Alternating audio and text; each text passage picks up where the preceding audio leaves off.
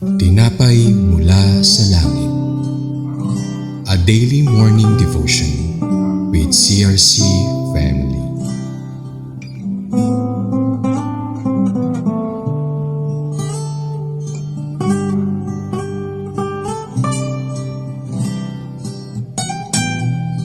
Magandang umaga po sa bawat isa. Ako po si Pastora Ana Orsales from CRC Calamba Daughter Church. Samahan niyo po kami sa ating programang Tinapay Mula sa Langit, ang pang-araw-araw nating devotion sa salita ng Diyos. Pero bago po tayo magsimula, samahan niyo po ako sa isang maikling panalangin. Dakilang Diyos na makapangyarihan sa lahat, maraming salamat po sa umagang ito na kami po ay magbubulay-bulay ng inyong mga salita sa mga sandaling ito. Nawa po ang mga salitang aming maririnig ngayon ay magsilbing kalakasan ng aming pananampalataya sa inyo. Gabayan niyo po kami, Banal na Espiritu, sa sandaling ito. Sa pangalan mo, Panginoong Hesus. Amen. Ang devotion po natin ngayong umaga ay matatagpuan sa Judges chapter 7 verses 9 to 11 na may pamagat na Gideon must spy on the camp of the Midianites. Basahin po natin ito sa MBB version. Verse 9, Kinagabihan, sinabi ni Yahweh kay Gideon, lusubin na ninyo ang mga kampo ng mga Midianita, sapagkat binigay ko na sila sa inyong mga kamay. Verse 10, kung mag-aalinlangan ka pa, hanggang ngayon pumunta ka sa kampo, kasama ang tagapaglingkod mong si Pura. Verse 11, tiyak na lalakas ang iyong loob kapag narinig mo ang kanilang usapan, kaya't si Gideon at si Pura ay palihim na nagpunta sa may kampo ng mga Midianita. Si Gideon po ay tinawag ng Diyos upang iligtas ang Israel mula sa mga Midianita. Kahit pinili siya ng Diyos, nakaranas pa rin siya ng takot at pag-alinlangan. Ngunit ipinakita po sa mga talatang ating binasa kung paano siya tinulungan ng Diyos. Sa verse 9, sinabi ng Diyos kay Gideon na lusubin na ninyo ang kampo ng mga Midianita dahil ibinigay na niya ang tagumpay sa kanila. Kung sa atin po itong maririnig, siguro katulad din po tayo ni Gideon na pangungunahan ng takot at pag-aalinlangan. Ngunit makikita po natin ito na pinalakas ng Diyos ang loob ni Gideon sa pamamagitan ng pagpapapunta sa kampo kasama si Pura upang marinig ang kanilang usapan na siyang ginawa naman ni Gideon. Hindi lang utos ang ibinigay ng Diyos. Pinahintulutan niya si Gideon na makarinig ng patunay mula sa kabilang kampo mismo. Ang maririnig niya roon ang magpapalakas ng loob niya at magpapatatag sa kanyang pananampalataya sa Diyos. Ganon din naman po sa ating buhay. May mga bagay na ipinagagawa po ang Diyos sa atin, pero madalas mas nauuna pa po ang ating takot bago sumunod. Pero tandaan po natin na pag may nais ipagawa ang Diyos sa atin, hindi po natin kailangang mag-isa sa pagharap dahil kasama po natin ang Diyos at hindi niya po tayo pababayaan ni iiwanan man. Tiyak na may katagumpayan kung tayo po ay magtitiwala sa Diyos. Kagaya po sa ating binasa, bago pa magsimula ang laban, may kasiguraduhan ng tagumpay. Hindi dahil sa dami ng tauhan, kundi dahil sa kapangyarihan ng Diyos. At kung may pagkakataon man na tayo ay pinanghihinaan, ang Diyos ang magbibigay sa atin ng lakas ng loob. Sa ating pong personal na buhay, may plano po ang Diyos bago pa po tayo kumilos sa lahat ng ating gagawin. Alam na niya ang lahat. Wala po tayong may tatago sa Kanya dahil hayag at lantad po tayo sa Kanyang harapan. Kaya sa atin pong pagtatapos, sinabi po sa Philippians 4:13 NIV, I can do all things through Him who give me strength. Magsilbi po itong paalala na sa kabila ng lahat ng pangamba, takot at pagsubok sa buhay, makakayanan po natin ito dahil kasama natin ang makapangyarihang Diyos na siyang nagbibigay po po sa atin ng lakas upang mapagtagumpayan ang lahat. Tayo po ay manalangin. Panginoon, maraming salamat po sa mensaheng aming napakinggan ngayon. Nawa po ay patuloy niyo pong palakasin ang aming loob at pakatatag po kami sa aming pananampalataya sa inyo. Tulad po ni Gideon na anumang pagsubok ang dumating sa kanila ay kaya nilang mapagtagumpayan iyon dahil ikaw po ang kasama nila at hindi niyo po sila pababayaan sa kanilang mga laban. Sa iyo po ang pinakamataas na papuri, pasasalamat at pagsamba sa pangalan mo, Panginoong Hesus. Amen. Maraming salamat po sa inyong pakikibahagi sa ating programang Tinapay Mula sa Langit. Muli niyo po kaming samahan sa araw ng bukas, alas 5:30 na ng umaga para sa ating pang-araw-araw na pagbubulay ng salita ng Diyos. Malayo po natin itong i-share sa ating mga kapamilya at kaibigan upang mas marami pa ang makapakinig at mapagpala ng salita ng Diyos. Muli, magandang umaga and God bless us all.